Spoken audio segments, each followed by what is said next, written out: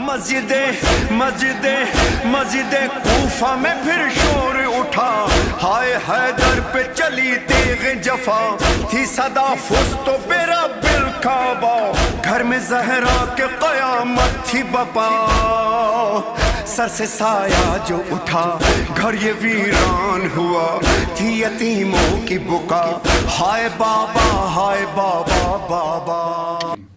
اعوذ باللہ السمیع العلیم من الشیطان اللعین الرجیم، بسم اللہ الرحمن الرحیم، الحمد للہ رب العالمین، وصلی اللہ علی محمد وآلہ الطیبین الطاہرین، سیما بقیت اللہ فی الارض ولعنۃ اللہ علیہم اجمعین الی قیام یوم الدین، اما بعد فقد قال اللہ تبارک وتعالی فی کتابہ المجید وفرقانہ الحمید وهو اصدق الصادقین وقوله الحق، بسم اللہ الرحمن الرحیم، انا انزلناه فی لیلۃ القدر وما ادراک ما لیلۃ القدر، لیلۃ القدر خیر من الف الشہر، تنزل الملائکۃ والروح فیہا بإذن ربہم من کل امر سلام ہی حتی مطلع الفجر۔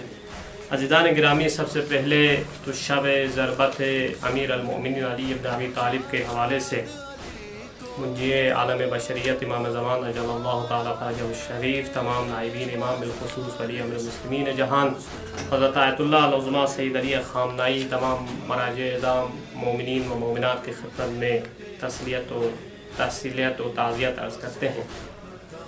جس سورہ مبارکہ کی تلاوت کا شرف بند حقیر نے حاصل کیا، بہت معروف و مشہور اور فضیلت و کرامت سے بھرا ہوا ایک سورہ ہے سورہ قدر، جس سے پڑھنے کے بعد ہمارے ذہنوں میں شب قدر آ جاتی ہے۔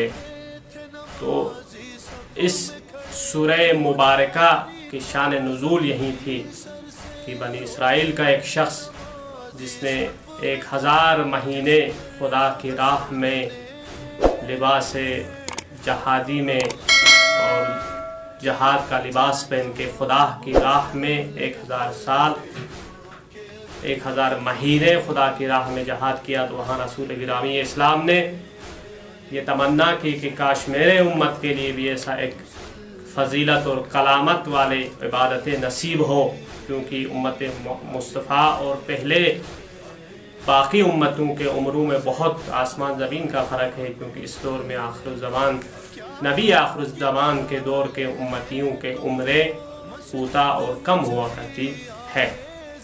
تو عزیزان گرامی، خداوند متعال اس سورہ مبارکہ میں ارشاد فرما رہا ہے، انا انزلناہ فی لیلۃ القدر، ہم نے اس قرآن کو شب قدر میں نازل کیا، وما ادراک ما لیلۃ القدر، اور تم کیا جانو اور تمہیں کیا معلوم شب قدر کیا ہے؟ لیلۃ القدر خیر من الف شہر، یہ مراد ہے شب قدر 1000 مہینوں سے بہتر ہے، یعنی 1000 مہینوں سے بہتر ہے، یعنی کتنی بہتر ہے، کتنا بہتر کا کتنا معیار ہے یہ رب ذوالجلال ہی جانتا ہے۔ تنزل الملائکۃ والروح فیہا باذن ربہم من کل امر، اس میں روح الامین اور فرشتے باذن الہی زمین پہ اترتے ہیں اور حکم الہی کے لے کے انتظامات کو لے کے۔ لیلۃ القدر خیر من الف الشہر، تنزل الملائکۃ والروح فیہا باذن ربہم من کل امر سلام ہی حتی مطلع الفجر، یہ رات طلوع صبح تک، طلوع فجر تک امن اور سلامتی کی رات۔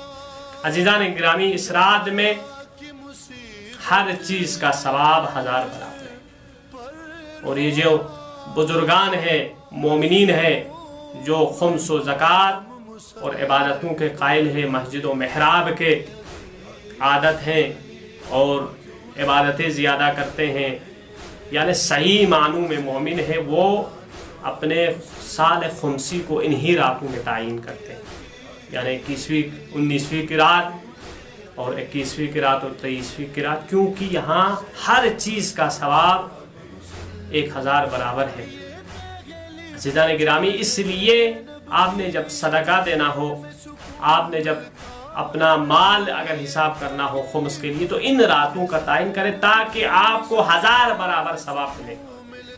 تو یہاں پہ 2 رکعت نماز بھی نقل ہوئی ہے، پہلی رکعت میں سورہ حمد کے بعد 7 مرتبہ سورہ توحید، اور دوسری رکعت میں نماز فجر کی طرح پڑھنی ہے۔ 2 رکعت نماز شب قدر ہے، تو ہر رکعت میں ہم سورہ حمد کے بعد 7 مرتبہ سورہ توحید کی تلاوت کرنی ہے، اور جب نماز ختم ہو جائے تو 70 مرتبہ استغفر اللہ ربی واتوب الیہ پڑھنا ہے۔ اور روایات میں ہے کہ انسان اس نماز کو ختم کرنے کے مصلی سے اٹھا نہیں ہوگا، اس کے تمام گناہ بخش دیے جائیں گے۔ عزیزان گرامی، شب قدر کو درک کرنا ہے، پہچاننا ہے، کیونکہ شب قدر میں قرآن نازل ہوا ہے۔ جب قرآن ناطق جس شب میں جس رات میں نازل ہوئی اس کی اتنی فضیلت اور عظمت ہوگی، اور جس قرآن جو 11 قرآن ناطق قرآنوں کی ماں ہوگی اس کی کتنی عظمت ہوگی۔ اس لیے روایات میں ہے کہ جس نے حضرت زہرا کو سلام اللہ علیہا کو درک کیا ہو اس نے شب قدر کو درک کیا۔ عزیزان گرامی، اب عظمت اور شرافت کرامت ان خانوادے ان ہستیوں کی اگر کسی نے معرفت حاصل کی تو اس نے شب قدر کو درک کیا۔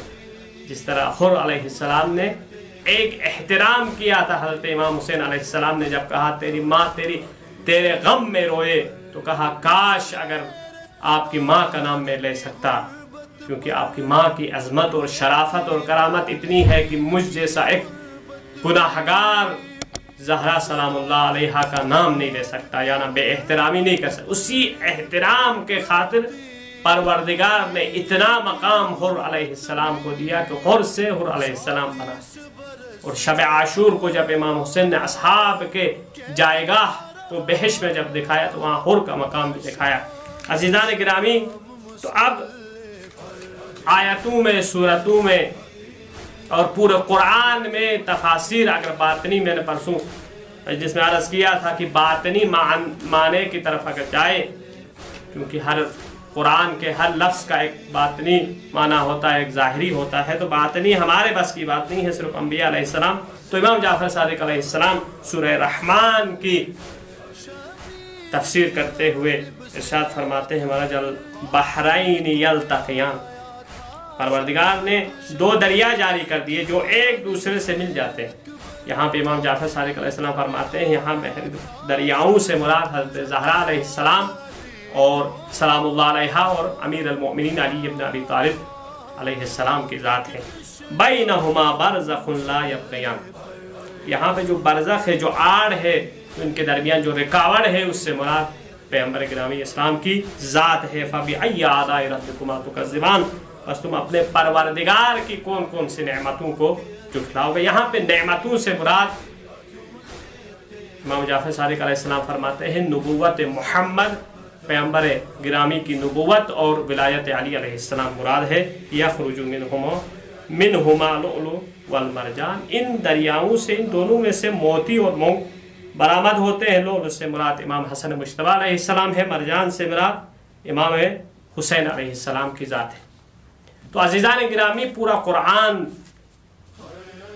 بڑا پڑا ہے ان کی فضیلتوں سے، کرامتوں سے، یعنی یہ ناطق قرآن تھے۔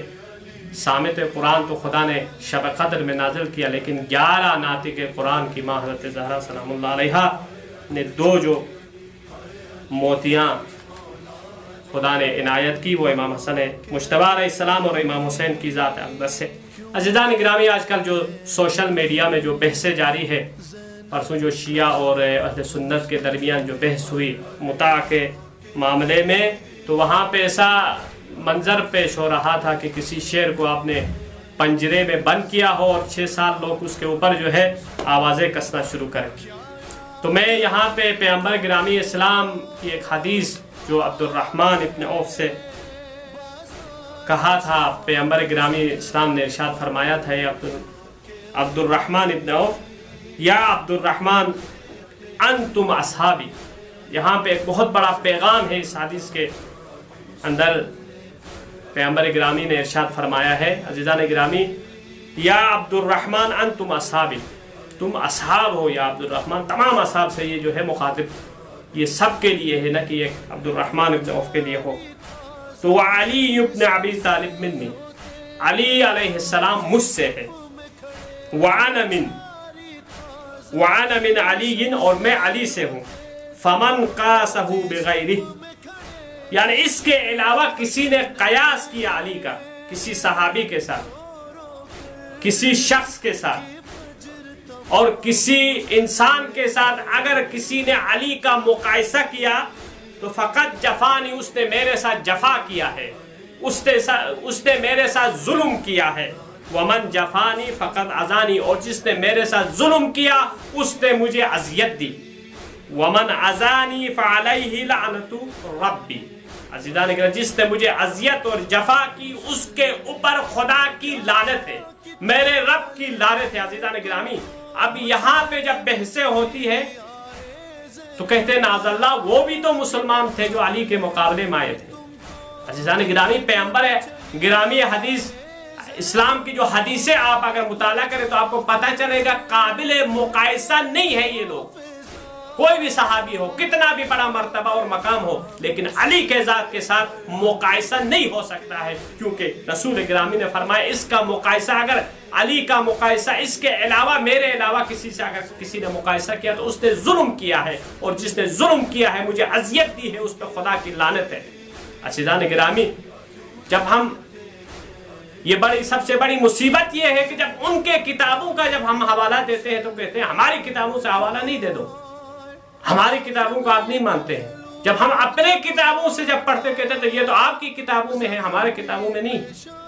عزیزان گرامی آپ کی کتابوں کا حوالہ جب دیتے ہیں تو پھر بات یعنی پکی ہو جاتی ہے کہ آپ کی کتابوں میں ہے۔ یہی متع کا مسئلہ، اس میں ہزارہا روایات جنہوں نے خود اقرار کیا کہ بھائی رسول گرامی کے دور میں تھا، میں جو ہے روک رہا ہوں، میں اس کو جو ہے نا جرم سمجھتا ہوں۔ یعنی آیا آنے کے بعد منسوخ نہیں ہوا ہے، منسوخ نے کوئی روایت نہیں ہے، کوئی بھی کتاب میں کوئی بھی تفسیر میں نہیں تھی۔ عزیزان گرامی بحث بہت لمبی ہے تو میں مطالب کو یعنی اب سمیٹ رہا ہوں۔ اب شب ضربت امیر المومنین ہے، آج کی رات ایک خاص رات ہے۔ آج افطار کی باری کس کی ہے؟ کیونکہ امیر المومنین ہر رات کسی بیٹے یا بیٹی کے پاس جا کے افطار کرتا تھا۔ امام حسن سے فرماتا ہے امیر المومنین کہ یا حسن مجتبیٰ جا کے ام کلثوم سے کہو میں آج افطاری کے لیے ان کے ہاں آؤں گا۔ عزیزان گرامی بہت خوش تھی ام کلثوم کہ آج بابا آ رہے ہیں، علی آ رہے ہیں میرے گھر میں۔ اب افطاری بھی بہت سادہ افطاری، دودھ بھی تھا، نمک بھی تھا، جو کی روٹی جو امیر المومنین کو بہت پسند تھی۔ تو کہا بیٹی مجھے بھول گئی آپ، میری عادت کا آپ کو پتہ نہیں ہے، میں دسترخوان میں 2 سالن ایک ہی وقت میں نہیں رکھتا ہوں، نہیں کھاتا ہوں۔ تو ام کلثوم نے چاہا کہ نمک کو اٹھائے تو کہا منع کیا، اس دودھ کو اٹھا لو بیٹا، کیونکہ دودھ یتیموں کو ضرورت ہے، کوفے کے یتیموں کو دودھ پلا دو۔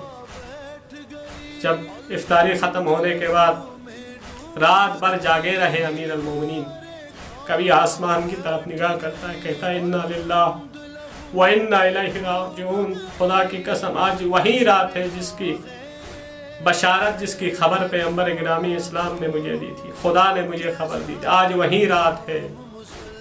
بڑا بے چین ہے امیر المومنین، بار بار آسمان کی طرف نگاہ کر کے کہتا ہے انا للہ و انا الیہ راجعون۔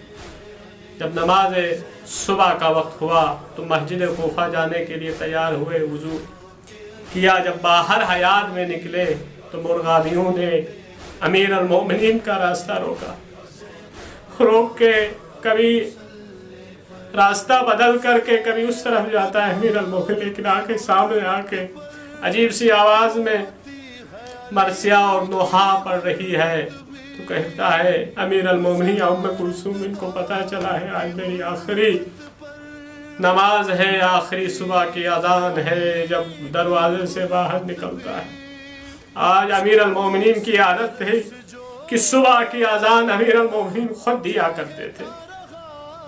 ایک اذان کربلا میں امام حسین نے علی اکبر کو حکم دیا تھا، بیٹا اکبر آج آخری اذان میری ہے، لیکن مؤذن امام حسین کا مؤذن معین تھا پہلے سے، لیکن آج اذان کا حکم علی اکبر کو ہوا تھا۔ آج کوفے کے در و دیوار، آج کوفے کے آج رات، آج نماز صبح کی جو اذان ہے امیر المومنین کی کوفے میں گونج رہی ہے۔ سب کو مسجد سے پہلے جب مسجد میں داخل ہوتا ہے امیر المومنین جو سوئے ہوئے تھے ابن ملجم بھی وہاں پہ سویا ہوا تھا، پیٹ کے بل سویا ہوا تھا، کہتا ہے اٹھو نماز پڑھو، نماز کا وقت ہو رہا ہے۔ علی وہ علی ہے جو اپنے قاتل کو بھی بے نمازی نہیں دیکھ سکتا ہے۔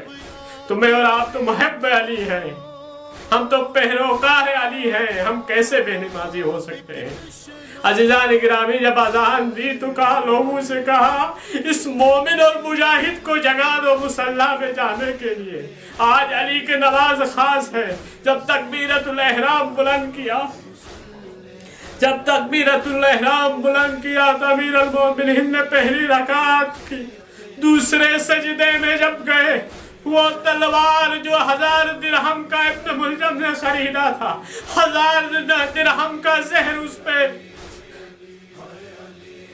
اس پہ لگایا تھا، جب ضربت لگی علی کے فرق پہ تو ایک آواز بلند ہوئی، بسم اللہ وباللہ علی ملت رسول اللہ فزت ورب الکعبہ۔ علی کامیاب ہوا۔ امام حسن مجتبیٰ کو حکم دیا امیر المومنین نے، کہا بیٹا کہ نماز صبح کو ادا ہو۔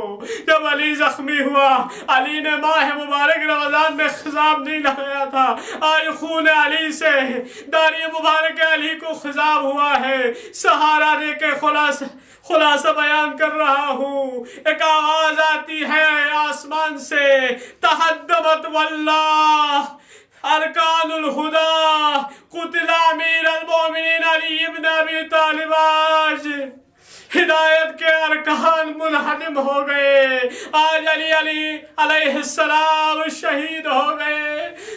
جب امام حسن مجتبیٰ گریہ کرنے لگے، امام حسن رونے لگا، ابو الفضل عباس محمد حنیفہ رونے لگا تو صبر کی تلقین کرتا تھا۔ امیر المومنین سب کو کہتا تھا گریہ نہیں کرنا ہے، صبر کرنا ہے۔ لیکن ایک ایسا مقام بھی آیا کہ بیٹیاں آ گئی، ام کلثوم آ گئی، زینب کبریٰ جب آ گئی تو ایک وقت میں امیر المومنین خود گریہ کر رہے تھے، خود رو رہا تھا زینب کبریٰ کو دیکھ کے۔ یا امیر المومنین، آج تو آپ کو گریہ زینب برداشت نہیں ہو رہا ہے۔ کربلا کے میدان میں عاشورہ میں جب آہو بکائے زینب بلند ہوا تھا، اس وقت آپ ہوتے تو کیا کرتے؟ الا لعنۃ اللہ علی القوم الظالمین وسیعلم الذین ظلموا ای منقلب۔